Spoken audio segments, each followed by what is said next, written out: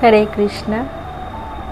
গুরু ব্রহ্মা গুরুর বিষ্ণু গুরুর্দেব মহেশ্বর গুরুর্দেব পরম ব্রহ্ম তস্मै শ্রী গুরবে নমঃ।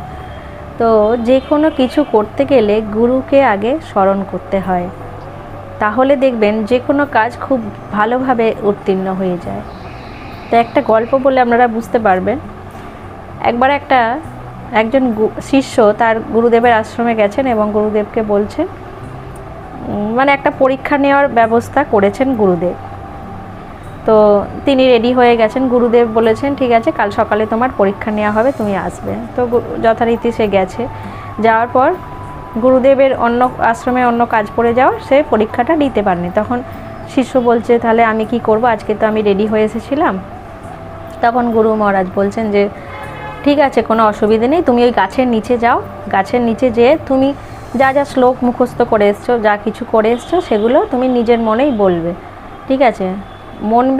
চোখ বন্ধ করে বলবে। যদি তোমার ভুল হয় তাহলে তোমার গাছের পাতাগুলো একটা একটা করে খসে পড়বে, যতগুলো ভুল হবে। তো এবার যখন বলা হয়ে যাবে, তুমি মানে নিচে যতগুলো পাতা আছে তুমি জড়ো করে আমার কাছে নিয়ে আসবে। আমি ওখান থেকে মানে মাইনাস করে তোমাকে বলে দেবো তোমার কত, মানে তুমি মার্কস কত পেয়েছো। সেই হিসেবে শিষ্য গেছে, যে গাছের তলায় চোখ বন্ধ করে দাঁড়িয়ে খুব ভালো করে রেডি হয়েছে, ভালো করে সুন্দর করে যত শ্লোক ছিল সব বলে দিয়েছে। বলে দিয়ে এক মনে তারপর চোখ খুলে দেখছে যতগুলো গাছের পাতা ছিল সবই মাটির নিচে চলে এসছে, মানে গাছে আর একটাও পাতা নেই। তখন তো খুব ঘাবড়ে গেছে এবং খুব মানে কান্না পাচ্ছে ওর, যে আমি এত ভালো করে পড়াশোনা করলাম, এত কিছু পড়ে এলাম, আমি এতগুলো পাতা পড়ে গেলো, তার মানে তো আমার কিছুই ঠিক হয়নি, অথচ আমি তো ঠিকঠাকই শ্লোকগুলো বলেছিলাম। তো পাতাগুলো নিজে গুরু মহারাজের কাছে নিয়ে গেছেন এবং উনি বলছেন, সব ঘটনাটা খুলে বলেছেন যে এরকম হয়েছে, আমি তো সবই ঠিক বলেছিলাম, তাতেও গাছের পাতা সব পড়ে গেছে। তখন গুরু মহারাজ হাসছেন, বলে, তুমি সব ঠিক বলেছিলে? বলে, হ্যাঁ। বলে, তুমি কি গুরুকে স্মরণ করেছিলে পরীক্ষা দেওয়ার আগে? বলে, না, আমি তো সেটা ভুলে গেছি, কারণ আমি এতই পরীক্ষার জন্য এক্সাইটেড ছিলাম, আমি তো আপনাকে তো মনে করিনি। বলে, ঠিক আছে, তুমি এবার আবার যাও। তো এবার পরীক্ষা দেওয়ার আগে গুরুকে স্মরণ করে তবে তুমি পরীক্ষাটা দেবে।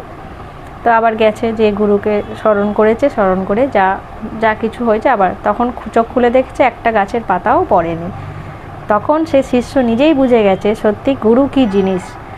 মানে গুরুকে স্মরণ না করে আমাদের সত্যি কথা কোনো কিছুই করা উচিত নয়। এটা কিন্তু খুব বাস্তব কথা, আপনারা হিসেব করে বা বিচার করে দেখবেন। হরে কৃষ্ণ, হরি বল।